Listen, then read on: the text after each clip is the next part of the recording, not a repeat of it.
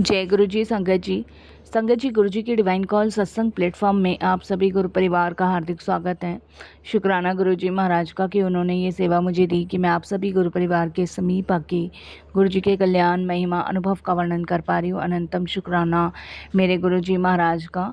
संगत जी, आज का जो सत्संग मैं आपके साथ शेयर कर रही हूँ वो भगवान दास अंकल का है, गुड़गांवा से।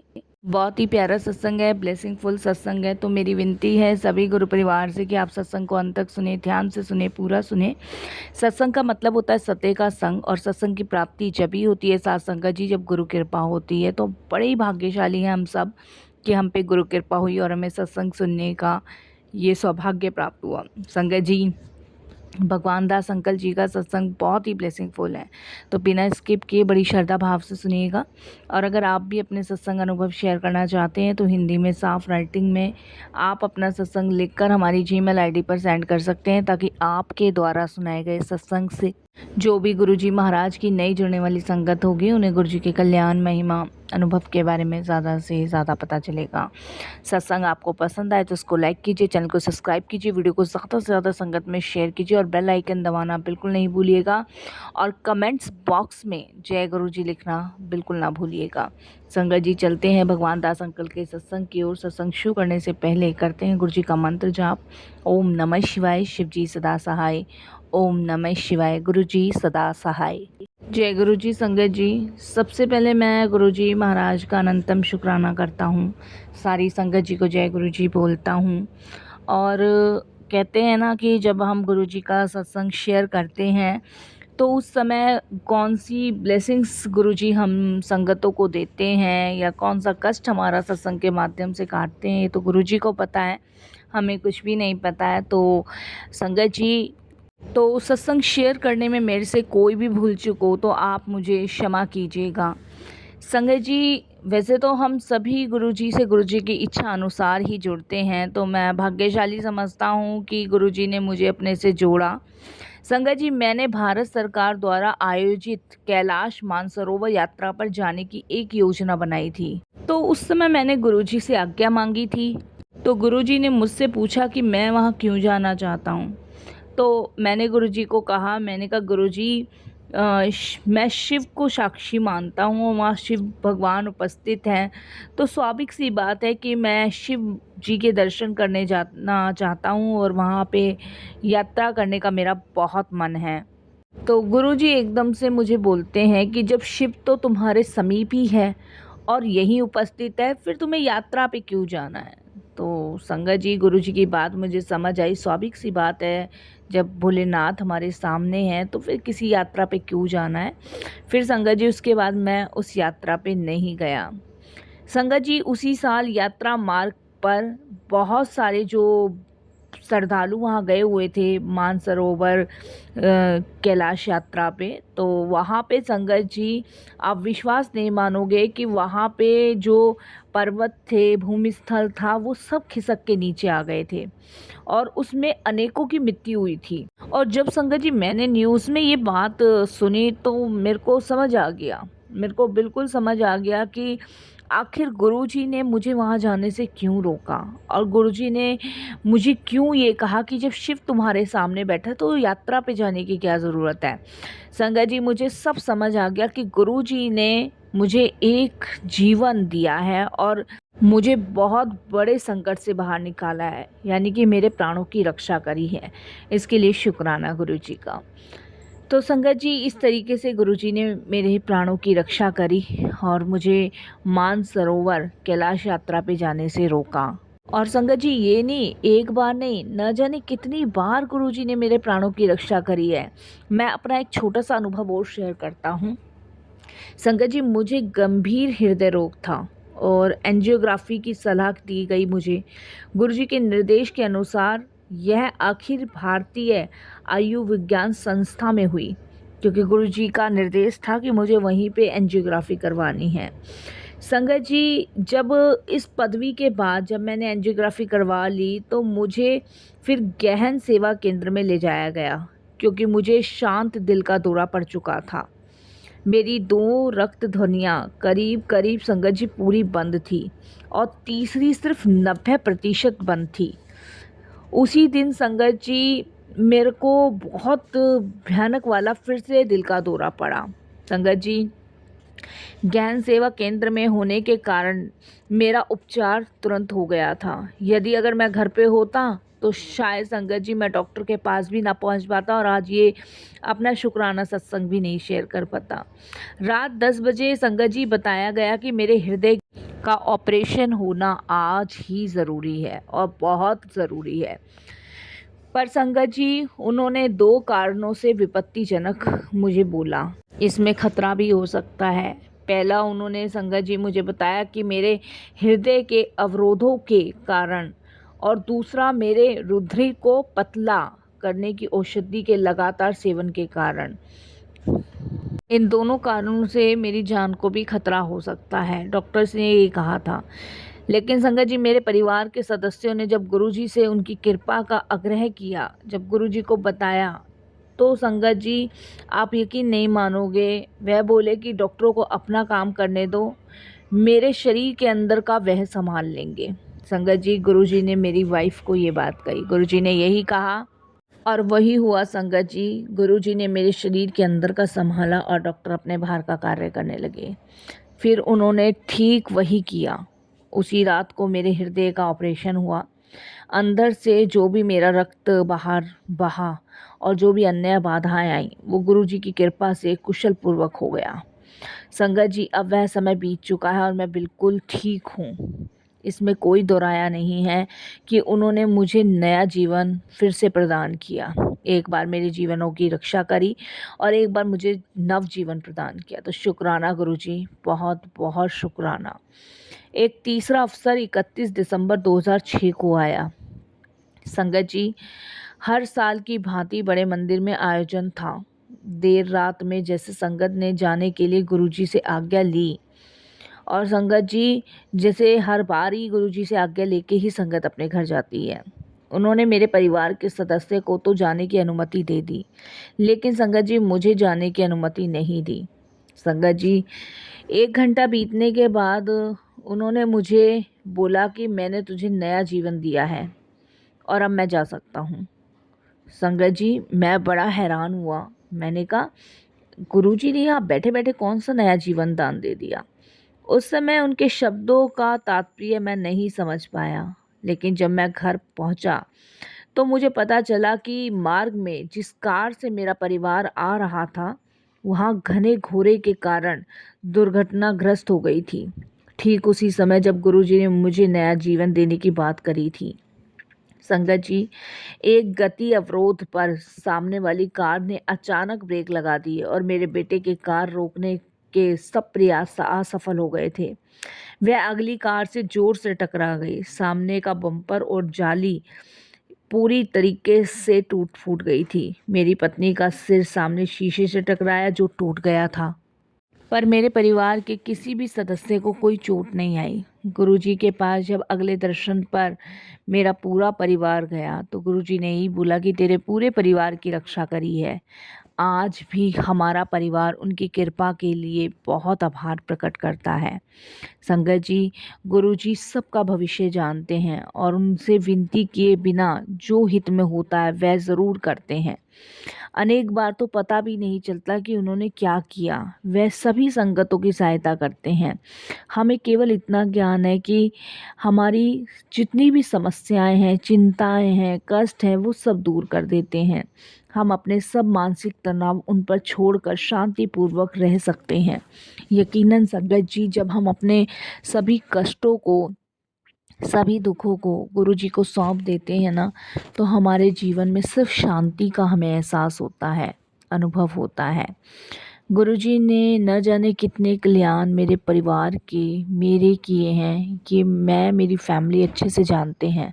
साथ संगत जी चाहे हम गुरुजी से मिले चाहे ना मिले, गुरुजी ने हमारा अगर कल्याण करना है तो हम चाहे 100 मील दूर भी रहते हों, गुरुजी की कृपा वहाँ तक पहुँचती है।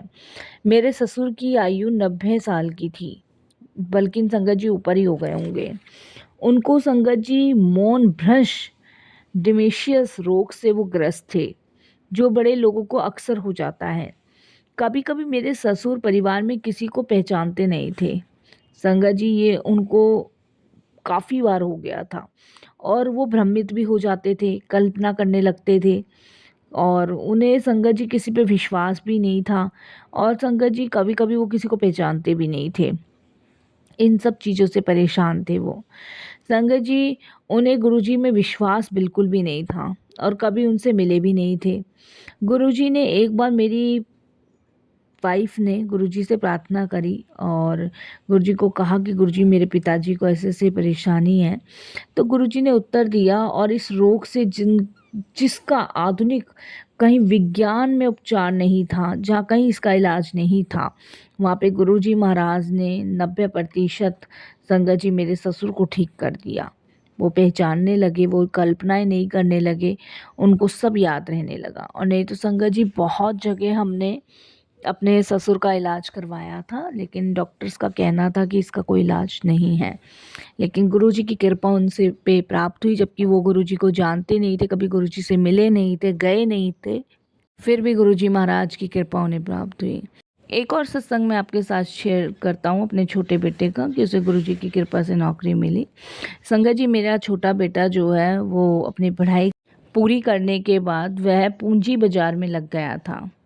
एक बार गुरुजी ने उससे प्रश्न करा और उसे नया कार्य करने की सलाह दी।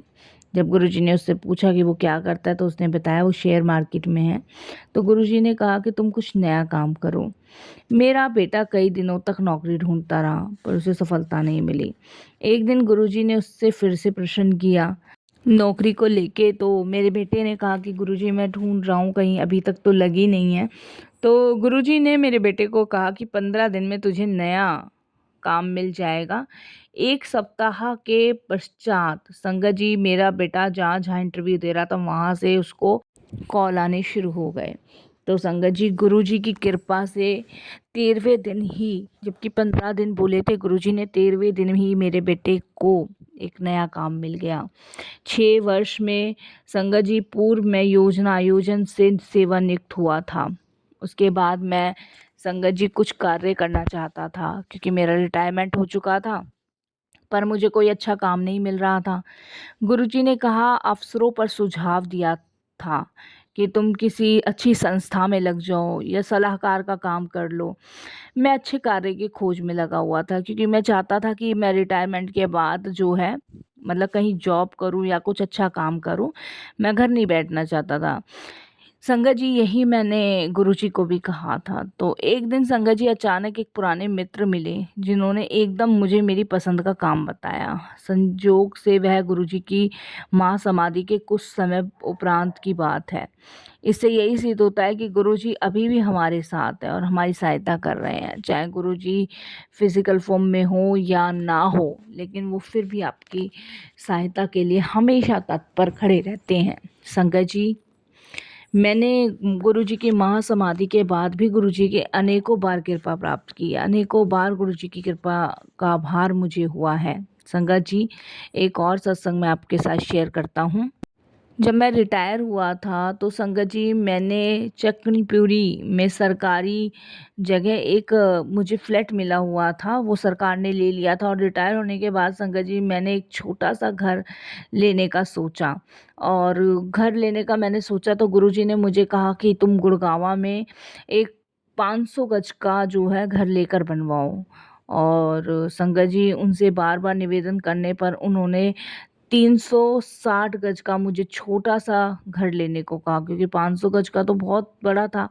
संगत जी, आर्थिक अथवा शारीरिक रूप से मैं इतना समर्थ नहीं था कि मैं ऐसा कर सकूं क्योंकि संगत जी 360 गज का घर लेना भी अपने आप में बहुत बड़ी बात थी। संगत जी, फिर भी गुरुजी की आज्ञा थी, मैंने 360 गज का घर लिया और जब उसका कार्य मैंने शुरू कर दिया, उसको बनवाना शुरू कर दिया तो मुझे अपनी भूल का पश्चाताप हुआ क्योंकि संगत जी मैं इतना समर्थ नहीं था, लेकिन जब जब पैसों की ज़रूरत होती थी वो संगत जी पूरे हो जाते थे। तब मुझे अपनी भूल का बड़ा एहसास हुआ कि भाई 500 गज का घर तो गुरुजी मुझे लेने के लिए कह रहे हैं, बाकी का तो गुरुजी ने ही संभालना है। तो कभी कभी संगत जी हम ऐसा कर देते हैं, ऐसा वो कर देते हैं कि नहीं, अगर गुरुजी 360 का कह रहे तो हम 360 का ले भी लेंगे, तो हम इसे बनवाएंगे कैसे। जबकि संगत जी होना ये चाहिए कि जो गुरुजी ने कह दिया उस आज्ञा का पालन हमें करना है, बाकी करने कराने वाले तो वो खुद ही हैं।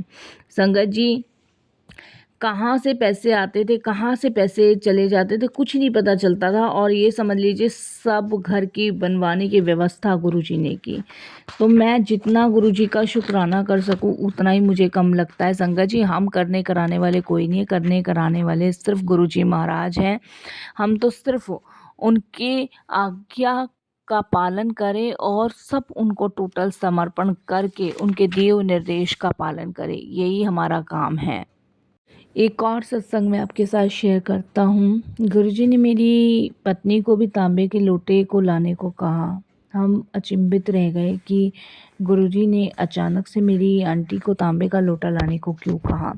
जबकि संगत जी मेरी आंटी को तो कोई ऐसी खास बीमारी भी नहीं थी, बस ये है कि बढ़ती हुई उम्र की समस्याओं के साथ उसे कोलेस्ट्रॉल और यूरिक अम्ल के अन्यथा और कुछ नहीं था, वो ठीक थी बिल्कुल।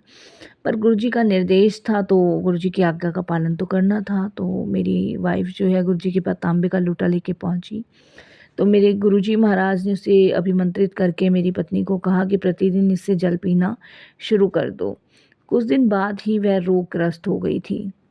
संगत जी जब जल पीना मेरी आंटी ने शुरू किया और जब बीमार होने लगी तो टेस्ट करवाने से हमें पता चला कि मेरी आंटी का हीमोग्लोबिन में बहुत सारी कमियां थी, जिसकी वजह से अब उसमें सुधार हो गया है और उनके कोलेस्ट्रॉल और यूरिक अम्ल में गिरावट आ गई थी। इतने अच्छे परिणाम तो पिछले 40 वर्ष में भी कभी नहीं आए थे। मेरी आंटी तुरंत ठीक हो गई और ये स्पष्ट था कि गुरुजी ने उनको रोगों का पूर्व आभास था और उन्होंने पहले ही इस रोगों को होने से पहले ही रोक लिया। तो कभी कभी गुरुजी महाराज जो है ना, हमारे शरीर में बीमारी पनपने से पहले ही रोक देते हैं। हमें नहीं पता होता कि ये हम क्यों कर रहे हैं, किस लिए कर रहे हैं, लेकिन गुरुजी को सब पता है और गुरुजी पहले से पहले ही उस बीमारी का इलाज कर देते हैं। तो शुक्राना गुरुजी, बहुत शुक्राना। एक मैं अपनी माँ का भी सत्संग आपके साथ शेयर करता हूँ। संगत जी मेरी माँ जो 70 वर्ष से ऊपर की थी, उन्हें मधुमेह रोग था और वो उससे पीड़ित थी।